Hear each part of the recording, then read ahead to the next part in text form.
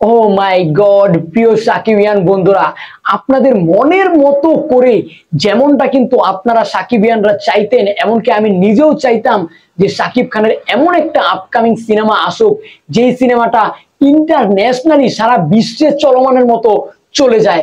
দর্শক, সেটা কিন্তু আমরা পেয়ে গিয়েছি অলরেডি তুফান সিনেমায়। কিন্তু এখন আপকামিং যে সিনেমাটা আসতে চলেছে এটা কিন্তু তুফানকেও ঝাঁপিয়ে যাবে, অর্থাৎ পুরোপুরি কিন্তু হলিউড সিনেমা। আপনারা আমার সাথে একটা লাইক দিয়ে ভিডিওটা কন্টিনিউ করুন, আমি আপনাদের সাথে ভিডিওটা একটু শেয়ার করছি।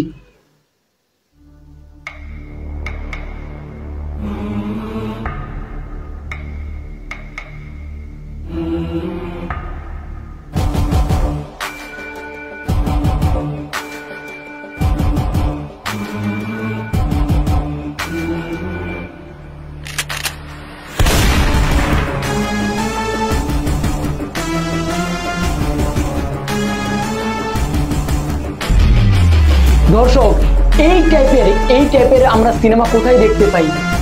এই টাইপের সিনেমা দেখতে পাই অ্যামাজন জঙ্গলে বা তামিল সিনেমা কিংবা হলিউড সিনেমায়, যে ছোট একটা বাচ্চা তিনি কিনা ছোট থেকে জঙ্গলে হিংস্র মানবে পরিণত হয়ে বড় হয়েছেন, এমনকি এক পর্যায়ে জঙ্গলের উনিই রাজা হয়ে গেছেন। অর্থাৎ সেখানে শুধু বাঘ নয়, অন্যান্য প্রত্যেকটা প্রাণী শিকার করার ক্ষমতা রাখে এই মানুষটি, এবং এই মানুষটি কিন্তু মেগা স্টার শাকিব খান।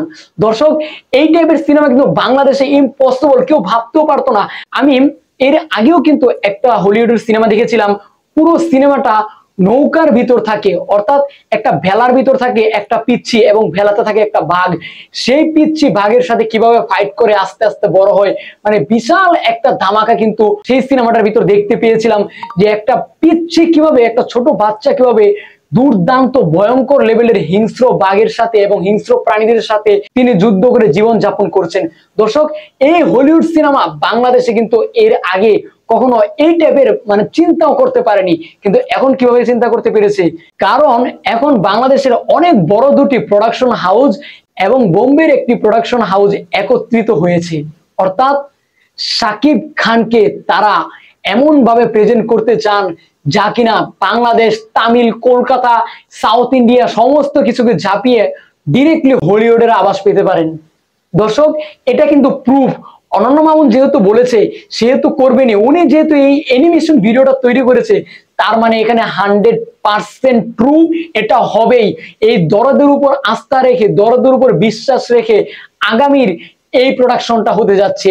এবং দরদটা কি লেভেলের সিনেমা হয়েছে সেটা কিন্তু এই অ্যানিমেশন ভিডিওটা দেখলেই বোঝা যায়, কেননা এই দরদের আস্থা রেখে কিন্তু এই ভয়াবহ একটা টিজার বের হয়েছে, অর্থাৎ অ্যানিমেশন ভিডিও বের হয়েছে।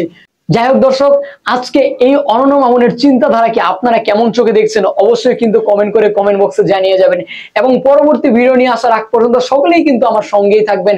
আজকের এই ভিডিওটা কেমন লাগলো এবং সকলেই একবার কমেন্ট করবেন যে এরকমটা যদি হয় তাহলে শাকিব খান কোন পর্যায়ে চলে যেতে পারে এবং অনন্য মামুনকে কিভাবে স্যালুট দেওয়া দরকার। যাই হোক দর্শক, সকলেই ভালো থাকুন। আসসালামু আলাইকুম।